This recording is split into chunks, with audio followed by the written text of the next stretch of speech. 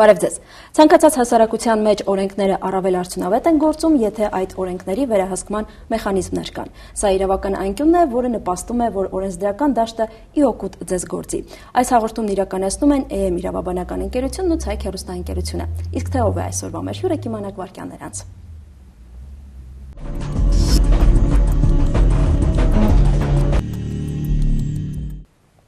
Հարգելի հեռուստադիտողներ, իրավաբանական անկյունում այսօր ես հյուրընկալել եմ EM փաստաբանական ընկերության բաժնետեր փաստաբան Վանիկ Մարգարյանին։ Բարև ձեզ։ Բարև ձեզ։ Պարոն Մարգարյան, խոսելու ենք հետաքրքիր թեմայի, որի պաշտպանությունը կարծում եմ Հայաստանում առավել քան արդիական է, հատկապես վերջին տարիներում, հաշվի առնելով եւ տեխնոլոգիական զարգացումները եւ միջազգային այն մարտահրավերները, որին Հայաստանը մասնակցում է։ Խոսքը մտավոր սեփականության մասին է։ Որպեսզի պարզ լինի մեր հեռուստադիտողին, եկեք սկսենք սկզբից։ Ինչ է ենթադրում ու նշանակում մտավոր սեփականությունը։ Շնորհակալություն։ Նախ մտավոր սեփականությունը շատ լայն հասկացություն է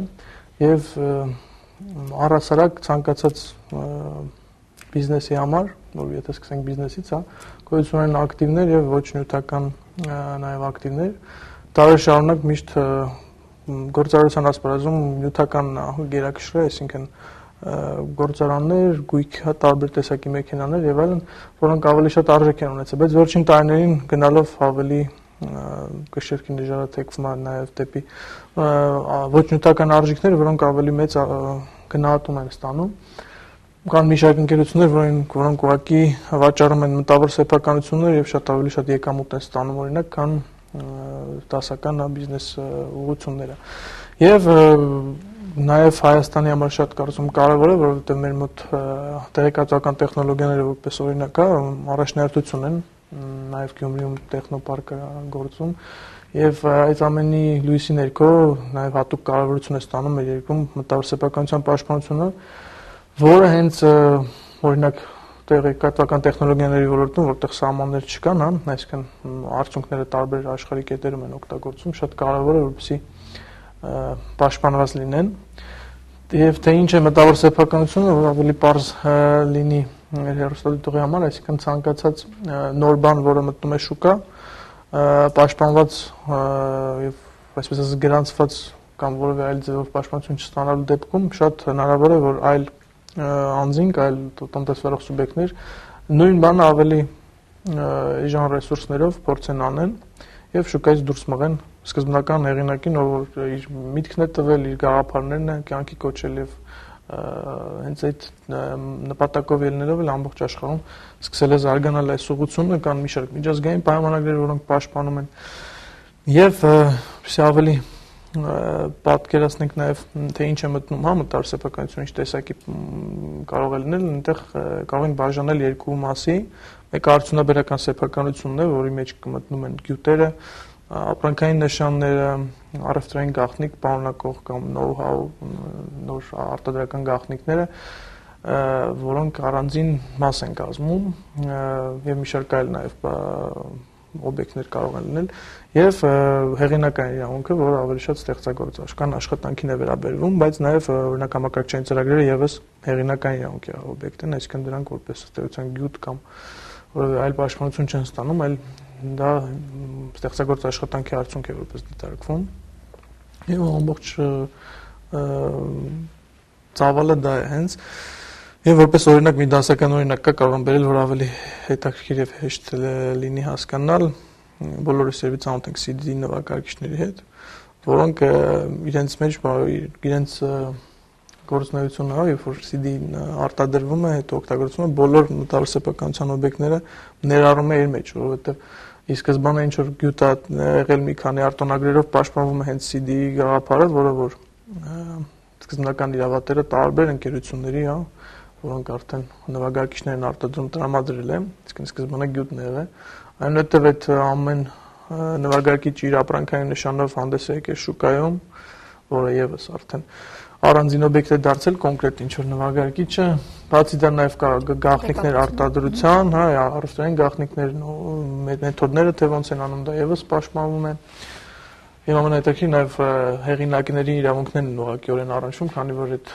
սկավառակների վրա ձայնագրվող հեղինակների ստեղծագործությունները իրենց հերթին հեղինակային օբյեկտ են։ Իսկական օրինակա թե մեր կյանքում առօրյայում էլեկտրոնային գրիչը ինչքան իրավունքների դաշտի է վերաբերում։ Պարոն Մարգարյան, տեսեք, հայտնի մեկ միտք ասում է, որ մեքենաներն աշխատում են, մարդիկ մտածում, իսկ մարդկանց մտածածը պետք է պաշտպանել։ Այլ կերպ ասած, ինչպես ցանկացած սեփականության իրավունք, այս դեպքում նաև մտավոր սեփականությունը պաշտպանվածության կարիք ունի։ Հայաստանում այս երևույթը, եթե հաշվի առնենք այն իրավաբանական դպրոցային համակարգը, որը գոյություն ուներ սովետական ժամանակաշրջանում եւ արդեն հետխորհրդային շրջանում, շատ հսկայական թռիչք կատարեց, որովհետեւ նոր մոտեցումներ կային եւ աշխարհի զարգացող տեմպերին պետք էր ամեն ինչը համապատասխանեցնել։ Կարծում եմ բոլորի աչքի առջև կային 90-ական թվականները հայտնի ապրանքանիշերի կեղծում եւ այդ ժամանակահատվածի ընթացքում կարելի ասել որոշակի ամենաթողություն կար եւ ես ու կարծում եմ դուք այդ սերնդի հետևանքն եք, չէ՞, որ բոլորս տեսել ենք ինչպես հայտնի տարբերանշանները, ապրանքանիշերը փոփոխվել են 1 տարի 1 գույնի համակցմամբ, այդ ժամանակ այդքան խիստ չէր օրենսդրական դաշտը։ Ինչ ունենք այսօր ապրանքանիշերի պաշտպանության ոլորտում։ Իսկ մենք ոնց որ ասիք, հիշեցի Ադիբասը, հայտնի բանը, որը շուկայում կար։ Իրականում ասեմ, այդ փուլը կարծում ենք հաջողությամբ անցել ենք, իրականում կան դեպքեր, որը որ էլի տեղի է ունենում, ուղղակի մտավոր սեփականության համար եւ զարգացման համար այդ պաշտպանության պետք է որ իրավատերերը ակտիվ լինեն։ Ենթադրում որ 90-ականներին հայկական շուկան ընդհանրապես հետաքրքիր չէր այդ միջազգային բրենդների համար, այդ դրա համար էլ ինչ-որ ամենաթողություն կար, բայց կամաց երևի թե չեմ սխալվում, որ հիմնական այդ վստահաբար ասեմ, որ բոլոր հայտնի համաշխարհային բրենդները Հայաստանում գրանցում ինչ-ինչ ձևաչափերով ստացել են եւ հենց դրա հետևանքն է, որ Հայաստանի անկախությունից հետո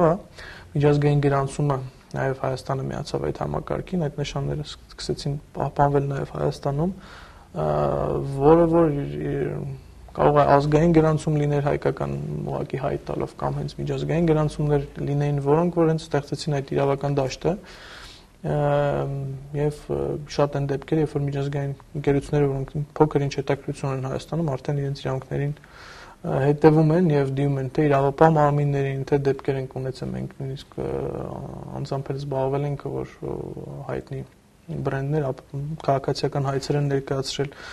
իրենց անվանումները օգտագործողների դեմ։ Այսինքն դա իրականում տնտեսության զարգացման հետ է կապված եւ նաեւ պետության զարգացման երևի։ Այդ համակարգի, որը որ այսօր բավականին լավ աշխատում է, ապրանքային նշանների մեր գործակալությունը, որը որ թե ազգային հայտերը, այսինքն Հայաստանից տրված հայտերով նշանների գրանցման աշխատում է, թե նաեւ միջազգային անդամակցում է համակարգին Մադրիդյան, որով որ դրսից ցանկացած ընկերություն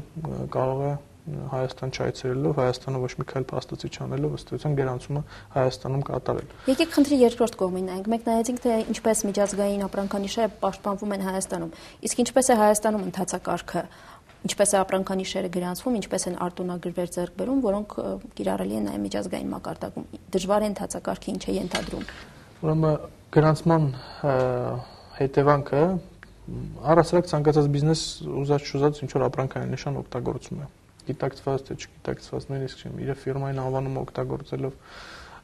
եւս ֆիրմային անվանումն է պահպանվում եւս մտավոր սեփականության տեսակ է, բայց որպես կանոն նաեւ կոնկրետ ապրանքների վրա ապրանքային նշան են տեղադրում եւ չգրանցելու հետևանքով որևէ իրավական երաշխիք եւ պաշտպանվածություն այդ արտադրողը չի ունենում, որովհետեւ այլ անձ երբ որ նույն բանը արտադրի կարողանա իրեն արգելի։ Այսինքն պահպանություն է ստանում միայն գրանցման ուժով։ Հակառակն էլ է լինում, նաև դեպքեր կան, որ մեկ այլ անձ ուրիշի միտքը գրանցում է, դա այդ ռիսկն է կա, ճիշտ է ընթացակարգեր կան, որ կարող եք բողոքել, հա, ցույց տալ, որ դա ձեր միտքն է եւ հասնել նրան, որ անվավեր ճանաչի, բայց ամեն դեպքում այս ամենից խուսափելու համար եւ ապահով գործ անելու համար շատ ցանկալի է ի սկզբանե նշանը գրանցել։ Իսկ ընթացակարգը բավականին հղկված է եւ մոտ 6 ամիս միջինացված ժամկետում նշանի հայտ տալուց հետո գրանցում է կատարվում, եթե իհարկե չեն լինում խնդիրներ ընթացքում։ Նույնիսկ նշանի համար պետական турքերը եւս բավականին մատչելի են, քանի որ կախված են նաեւ բիզնեսի մեծությունից, այսինքն եթե անհատ է կամ փոքր ընկերություն է քիչ աշխատող ունեցող, մոտավորապես 75% մինչեւ զեղչեր են գործում պետական նույնիսկ турքերի համար։ Այսինքն մոտ ընդհանուր 30,000 դրամի սահմաններում նույնիսկ պետական վճարումները անելով հնարավոր է դա անել։ Ճիշտ է, ենթադրում իրավաբանը պետք է լինի սկզբում, բայց կարևորը որ բիզնեսը հասկանա, որ հետագայում դա մի քանի անգամ ավելի Այսինքն երաշխիք էր գործունեության համար Այո, միանշանակ, որովհետև հետագայում ցանկացած տիպի ամբարախիղճ մրցակցություն լինի, այլ մրցակիցների նշանը կարող են օգտագործել, նման նշան կարող են անել, որ իրանց ուղղակիորեն գրպանին հարվածելու, այդ ամենը իր սկզբանե կանխելը շատ ավելի մատչելի է, քան հետագայում խնդրի հետևից վազելը, որովհետև խնդրեմը գնագնդիկի նման մեծանալու է եւ շատ դժվար է վերահսկել։ Բացի դրանից նաեւ օրինակ կա որ ռեալ դեպքեր կան, որ ամբարախիղճ մրցակցություն է, ճիշտ է, նույնիսկ չպաշտպանվելու, չգրանցելու դեպքում կան ընթացակարգեր, որ մասնագիտական որ էլի կօգնի ամբարախիղճ մրցակցությունը նույնիսկ մեր տնտեսական մրցակցության պաշտպանության հանձնաժողովը ունի որոշակի լիազորություններ, բայց ամեն դեպքում ցանկացած այդ պաշտպանություն շատ ավելի ապահով է լինում եւ շանսերը շատ ավելի շատ են, երբ որ դուք գրանցում եք դու երաշխիքները քեզ համար ապահովում։ Մյուս խնդիրն է նաեւ որ դուք կարող եք օգտագործել նշան, չիմանալ որ դա ուրիշի նշանն է, օրինակ, կամ որ ուրիշի նշանի նման է, ամբողջ արտադրությունը օրինակ սկսել, բայց պարզվի որ դա այլանդզի է պատկանում եւ այդ այլանդզը կարող է ձեզ դեմ հայց ներկայացնել, արգելել այդ ամբողջ ապրանքը միջև վերացնել արտադրված, այսինքն շատ լուրջ ծախսեր կարող է առաջացնել եւ վնասներ։ Բարի, խոսելով մտավոր սեփականության մասին, խոսենք եւս մեկ կարևոր ենթաբաժնի մասին՝ հեղինակային իրավունքներ։ Հայաստանում ինչքանով են հեղինակային իրավունքները պաշտպանված ստեղծագործությունների ոլորտում, որովհետեւ այս ոլորտը ինչպես եւ նախորդը ինչի մասին մենք խոսում ենք, նոր զարգացող փուլերում է եւ շատ դեպքերում այս հեղինակային իրավունքը վերաբերում է եւ ստեղծագործողներին եւ ինչու՞ չէ հեռուստատեսություններին եւ ռադիոներին, այսինքն մեծ դաշտ է ընդգրկում, սպեկտրը բավականին լայն է։ Լրիվ համաձայն եմ ձեզ հետ եւ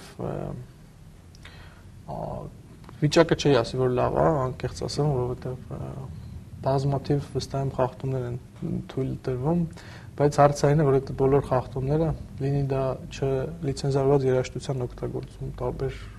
արտադրանքներում, հեռուստատեսային նույնիսկ, լինի դա գովազդներում, ներդիրներում եւ այլն։ Ներդիրներում, տարբեր տեսակի եւ խնդիրը եղական նրանում է, որ իրավատերերը пассив են։ Այսինքն եթե մարդ նույնիսկ հայկական, երաժշտական ստեղծագործություններ օրինակ հեղինակներ, երբ որ իրենց երաժշտությունը ինչ որ մեկը օգտագործում է, իսկ 10-ից մեկն է որ կպայքարի դրա դեմ։ Հենց դա էլ ստեղծում է մի փոքր անհասկանալի իրավիճակ այս դաշտում ի տարբերություն օրինակ ապրանքային նշանների, որտեղ բիզնես է, բիզնես շահ կա, գոնե այդ դրա համար մարդիկ պայքարում են, այստեղ մարդիկ զուտ իրավագիտակցության կամ իրավունքները չպատկերացնելով որ դա հնարավորություն ունեն, չեն պայքարում, մինչդեռ ամբողջ աշխարհում շատ ընդունված է, որ հեղինակների վարձատրությունները ցանկացած տեսակ օգտագործումից վճարվում են, մեր մոտ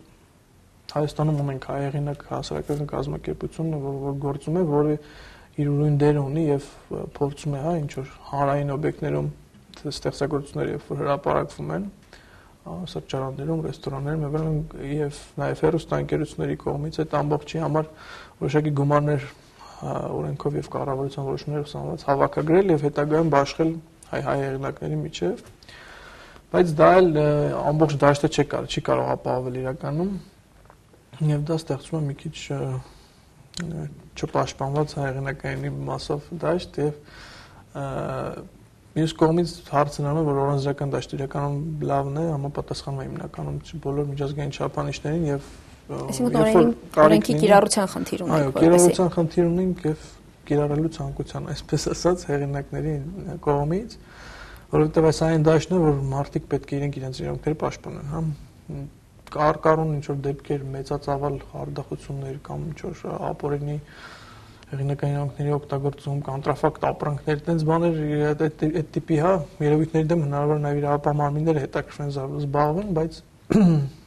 ընդհանուր առմամբ մեծ մասը չի հասնում այդ մասշտաբների եւ կոնկրետ թիրախային ինչ որ մի անձի իրավունք է խախտում, որը որ պետք է պաշտպանի իրավունքները։ Ես հիշում եմ ընդամենը մի քանի տարի առաջ Երևի 8-ից 10 տարի առաջ հայաստանյան ընկերություններից մեկը հետամուխ եղավ, որպեսզի հեռուստատեսության եւ ռադիոյի ոլորտում երգեր, որոնք հայկական ծագում ունեին, միայն հեղինակային իրավունքի առկայության դեպքում հեռարձակվային, այստեղ էլ հեռուստատեսությունը եւ շատ ռադիոընկերությունները ընդհանրապես հրաժարվեցին այդ ամենը հեռարձակելուց։ Այստեղ գալիս է փոխշահավետ համագործակցության խնդիր, որովհետեւ հայկական ծագումնաբանության հատկապես երաժշտությունը մեկ հարթակում խնդիր ունի գովազդվելու եւ արտահայտվելու մյուս կողմից հեղինակային իրավունքի։ Թվում է, թե սա է հիմնական պատճառը, որ ոլորտը կաղում է։ Ինչ ունենք հայաստանյան դաշտում հեղինակային իրավունքներ, որոնք վերաբերում են միջազգային չափորոշիչներին։ Օրինակ կան տարբեր հարթակներ, սոցիալական եւ ոչ սոցիալական, որ եթե օգտագործում ես ինչ-որ երաժշտություն, անուններ չեմ ուզում նշել, նա պարզապես արգելափակում է։ Ինչ կարող ենք անել այս դեպքում։ Հենց շատ լավ օրինակ բերեցիք, մենք էլ փորձի բերումով մի շարք տենց խնդիրների հետ շփվել ենք, լուծումներ ենք փորձել գտնել։ Քանի որ դա ժամանակաշրջանը փոխվում է, հեռուստատեսակային արտադրանքը նաև YouTube կամ այլ հարթակներում է տեղադրվում, այս բոլոր միջազգային հարթակները ունեն համապատասխան հեղինակայինի պաշտպանության մեխանիզմներ, որը որ ըստ էության մոտ ապագայում կարծում ստիպելու բոլորին իրենց հեռուստատեսային արտադրանքը օրինակ համապատասխանեցնել մի պարզ պատճառով, որ ծախսվում են միջոցներ, նկարահանում է օրինակ հաղորդում կամ ֆիլմ կամ սերիալ, չգիտեմ, տարբեր տեսակի, որոնք որ օտարերկրյա օրինակ երաժշտություն է օգտագործվում եւ ինտերնետում օգտագործում արգելափակվում են այդ համակարգերի միջոցով, այսինքն ստիպված է կամ մոնտաժում է կամ նորից է նկարվում, այսինքն այդ ամենը նպաստում է իրականում եւ հենց սկզբանե ես նշեցի, որ սահմանները ըստ էության մատառասեփականությունը շատ լայն է եւ մանավանդ այս զարգացող տեղեկատվական տեխնոլոգիաների աշխարհում ավտոմատ մեր երկիրը կամաց-կամաց միջազգային խաղի կանոններին է դա նշանակում մանավանդ հենց մեդիա ընկերությունները վստահ են, որ մի քանի տարի հետո բոլորն էլ կամ բացառելու են կամ հենց ինչ-որ ոչ գումար են վճարելու նույնիսկ ինչ-որ ֆիլմի համար սաունդթրեք գնելու համար մի քիչ մի քանի տարի առաջ դժվար կներ պատկերացնել, որ ինչ-որ հեռուստաընկերություն կամ ինչ-որ մեդիա ընկերություն կամ ցանկացած այլ կարող է վճարել դրա համար, բայց մի քանի տարի առաջ դժվար պատկերացնել, որ որևէ մեդիա ոլորտ գումար կվճարի որևէ ֆիլմ ցույց տալու համար։ Երբ բոլորս հիշում ենք հայտնի այսպիսի ձայնով ֆիլմերը, որոնք գնում են, իսկ այժմ չկա դաշտում, որովհետև գոնե այդ ոլորտը ենթադրում է արտոնագրեր։ Դա ինձ թվում է մեր հեռուստատեսության ազգային հանձնաժողովն է նաև օրենսդրական դաշտը փոխվել է, որ կարողանում են նաև իր հիմքերը ուզել, ինչ որ ֆիլմերի եւ այլն, այսինքն իրականում ոլորտը զարգանում է։ Միակ բանը, որ ես նկատում եմ, որ նորից կրկնեմ, հեղինակները մի փոքր пассив են այո։ Լավ, այս դեպքում ինչպես ակտիվացնել, ինչպես խրախուսել, ինչ է ենթադրում հեղինակային իրավունքի գրանցումը, որովհետև շատ մարդիկ կարծում են, որ բարդ մեխանիզմ է, ինչ որ երկարատև process-ներ են, չեն հասկանում այս դեպքում պետք է իրավաբանի դիմել, թե ոչ, ինչքանով իրենց գործունեությունը կհեշտանա ու հետագայում ինչ վնասակար երևույթներից նրանք զերծ կկարողանան մնալ։ Ամենահետաքրքիր բան ասեմ, բոլորի մոտ թյուր կարծիք կա, որ ինչ-որ պետք է գրանցել, երկարատև շատ եմ հանդիպել նման կարծիքի, բայց հեղինակային իրավունքը գրանցման ենթակա չէ։ Միակ բանը, որ հեղինակը պետք է անի, դա ինչ-որ ցանկացած գրիչի վրա առաջի անգամ ամրագրումը երբ որ լինում է, նշի իր ցանկալի հրապարակման մեջ նշվի հեղինակի անունը եւ գործում է հենց հեղինակության կանխավարկած։